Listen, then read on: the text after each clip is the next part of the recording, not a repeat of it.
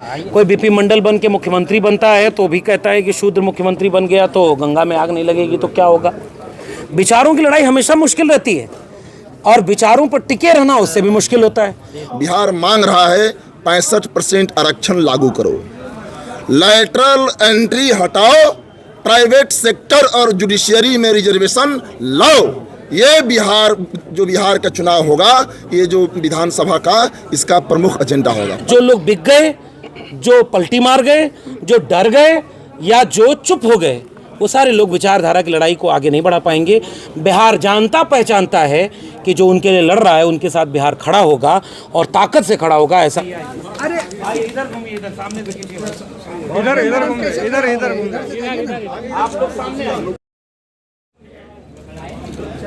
की डायरी बाहर में बिक रही है, जिन साथियों को यदि लेना चाहते स्वर्गीय राम अवतार बेगूसराय बिहार के इस सभागार में आज बहुजन सम्मेलन आयोजित किया गया।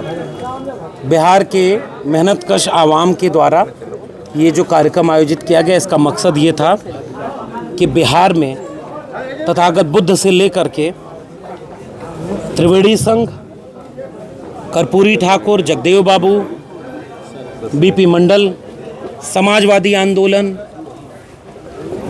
कम्युनिस्ट आंदोलन, बहुजन आंदोलन की जो पूरी विरासत रही है, जो चाहती है कि बिहार में संविधान के नाम पर राज चले, बिहार में दंगे का माहौल न बने, बिहार में शिक्षा रोजगार की बात हो, बिहार में सामाजिक न्याय की बात हो, जाति जनगणना, सबको सबके हिस्से का हक अधिकार मिले, भूखे को रोटी मिले, बेरोजगार को काम मिले, अशिक्षित को शिक्षा मिले और जो दबे कुचले समाज के लोग हैं उनको सम्मान मिले और देश चले, बिहार चले तो बाबा साहब के संविधान से चले।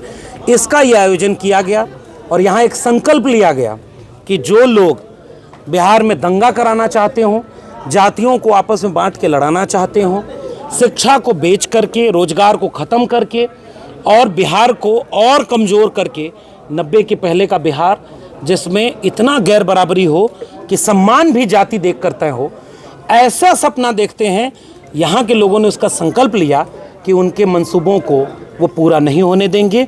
बाबा साहब के संविधान से बिहार चलेगा, सामाजिक न्याय से बिहार चलेगा। बहुजन सम्मेलन में ये संकल्प लिया गया। धर्म एक ऐसी चीज़ है जो निजी होती है, लेकिन हमारे सामने एक ऐसी विपरीत परिस्थिति आ गई है कि नेता धर्म का काम करने लगे और धर्म वाले नेतागिरी करने लगे। जिसको राजनीति पर नहीं बोलना है, धर्म पर बोलना था, वो राजनीति पर बोलता है। वो बाबा बन के आएगा और कहेगा कि हिंदू राष्ट्र बनाना है, संविधान तो गड़बड़ है, उसमें मनुस्मृति से कुछ लिया ही नहीं गया है, यानी ये धर्म की बात नहीं है। और जिस नेता को चुना गया होगा कि आप राजनीति की बात करो, शिक्षा की, पढ़ाई, कमाई, दवाई, सिंचाई की बात करो, वो धर्म की बात कर रहा है। मंदिर मस्जिद के नाम पर लोगों को लड़ा रहा है, कोई 300 पुरानी कब्र खोद रहा है, कोई कुछ कर रहा है। तो ये इसलिए कामयाब हो जाते हैं क्योंकि बहुसंख्यक आबादी को पहले वो शिक्षा से दूर करते हैं, फिर वो उनको रोजगार से दूर करते हैं। शिक्षा और रोजगार जिसके पास नहीं होता है उसको लगता है कि धर्म एक सहारा है, तो गरीब आदमी तो धर्म में अपना सहारा खोजने जाता है, नेता धर्म का इस्तेमाल राजनीति के लिए कर लेता है। हम पूरे समाज को ये केवल आह्वान करना चाहते हैं कि शिक्षा, रोजगार, संविधान से मुक्ति मिलेगी, हक अधिकार मिलेगा, इसलिए संविधान से देश चलेगा। धर्म के नाम पर लड़ाई करने वालों को पहचाना जाए और उन्हें हमेशा के लिए किनारे किया जाए। सारे धर्म के लोग मिलजुल करके प्रेम मोहब्बत से रहें और संविधान से देश को चलाएं। लक्ष्मण भाई, एक सवाल है कि जो बहुजन आंदोलन से उपजे हैं, जो समाजवादी या सामाजिक न्याय के आंदोलन से उपजे, आज उनकी भी दिशा बहुत हद तक बदल गई है और वो उनकी गोद में है जो कथित तौर पर सामंती सोच के हैं। हमारा इस पे साफ कहना है कि विचारों की लड़ाई कभी भी आसान नहीं रही। कोई अगर कर्पूरी ठाकुर बनने की कोशिश किया तो गालियां सहा, धमकियां सुना। कोई जगदेव बाबू बनने की कोशिश किया तो मार दिया गया, शहीद कर दिया गया। कोई बीपी मंडल बन के मुख्यमंत्री बनता है तो भी कहता है कि शूद्र मुख्यमंत्री बन गया तो गंगा में आग नहीं लगेगी तो क्या होगा। विचारों की लड़ाई हमेशा मुश्किल रहती है और विचारों पर टिके रहना उससे भी मुश्किल होता है। और जो सरकार में ताकतवर लोग होते हैं वो 3 तरीके अपनाते हैं। पहले खरीद लो, जो बिके नहीं उसको डराओ, जेल मुकदमे। हमारे साथ कॉमरेड मनोज मंजिल खड़े हैं, आज के कार्यक्रम में आप भी मुख्य अतिथि थे, और तमाम लोग, मेरे यूपी में भी कई लोग ऐसे हैं, किसी पार्टी के विधायक किसी और पार्टी में चले गए, आज भी विधायक हैं, यहाँ भी वही है, लेकिन जो विचारों के लिए लड़ता है उसकी कभी सदस्यता छीन लो, उसके ऊपर मुकदमे डाल दो, उसको जेल में डाल दो। तो दूसरा काम होता है डराने का, पहला खरीदने का, दूसरा डराने का, और तीसरा उसके आवाज़ को दबा देने का। अगर इन तीनों से जो लड़ गया वही विचारधारा की लड़ाई को आगे ले जाता है। इसलिए जो लोग बिक गए, जो पलटी मार गए, जो डर गए या जो चुप हो गए, वो सारे लोग विचारधारा की लड़ाई को आगे नहीं बढ़ा पाएंगे।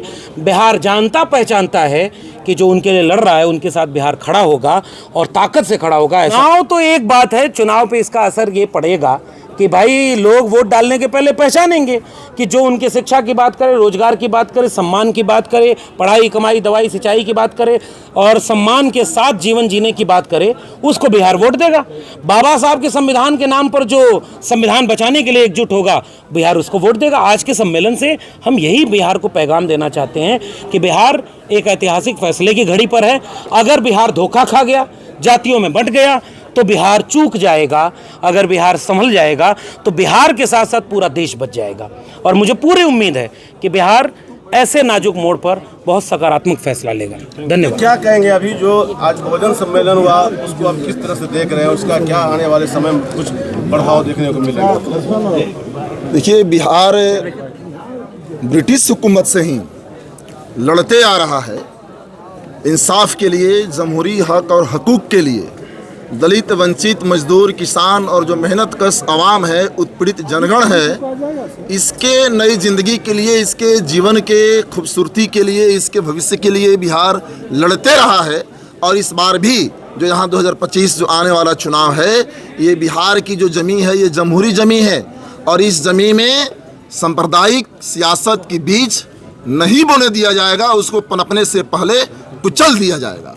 और निश्चित तौर पे झारखंड की तरह बिहार भी ये जो एनडीए की जो हुकूमत है, जो बीजेपी आरएसएस की राजनीति है, उस राजनीति को यहाँ पर हराया जाएगा, हर बूथों पर हराया जाएगा, पूरे बिहार में हराया जाएगा। और बिहार का जो एजेंडा है, बिहार मांग रहा है 65% आरक्षण लागू करो, लैटरल एंट्री हटाओ, प्राइवेट सेक्टर और जुडिशरी में रिजर्वेशन लाओ।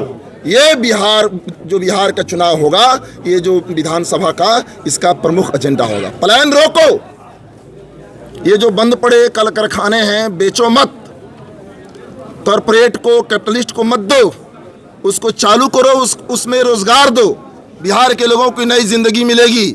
आज बिहार की जवानी बिहार से बाहर जा कर के वहाँ पर वो जवानी कल कारखानों में 12-12 घंटा बिहार के बेटों को, हमारे भाइयों को काम करा करके जवानी चबाई जा रही है। और जवानी में ही बिहार के नौजवान बूढ़े हो जा रहे हैं। वो बाल बच्चा छोड़ करके, गोद का बच्चा छोड़ करके, बूढ़े माँ बाप छोड़ करके, अपने नौजवान पत्नी को छोड़ करके बिहार से बाहर जा करके और वहाँ काम कर रहे हैं रोजी रोटी के लिए। ये बिहार बदलना होगा, ये बिहार बदलाव चाहता है। ये प्लान करता हुआ बिहार, भूख और कुपोषण से मरता हुआ बिहार, ये गरीबी से जूझता हुआ पीढ़ी दर पीढ़ी, ये गरीबी के दुष्चक्र में जो बिहार फंसा हुआ है, यहाँ जो सामंती जो शोषण है और सामंती व्यवस्था है, इसको भाजपा और मजबूत करना चाहती है। ये बिहार ऐसा बिहार नहीं रहना चाहता, ये बिहार बदलाव चाहता है और बिहार में बदलाव की आकांक्षा तेज हुई है। और निश्चित तौर से ये बिहार विधानसभा चुनाव में मजदूर किसानों का, दलितों का, अति पिछड़ों का, माइनॉरिटी का, आदिवासी का, ये पूरे बिहार में एकता बनेगी। और निश्चित तौर पे यहाँ जो भगवा है, ये जो भगवाकरण है, ये जो भाजपा आरएसएस की राजनीति है, उसको धूल चटाया जाएगा। और बाबा साहब अम्बेडकर के जो संविधान है, उनका जो विचार है, बहुजनों का जो विचार है, उसका जो परचम है, ये इस बार विधानसभा चुनाव में ये परचम लहरेगा, जिस परचम का रंग लाल और नीला होगा। आरक्षण भी एक मुद्दा रहेगा, आप भी मानते हैं? बिल्कुल बिल्कुल, आरक्षण एक बड़ा मुद्दा रहेगा इस बार। बिल्कुल।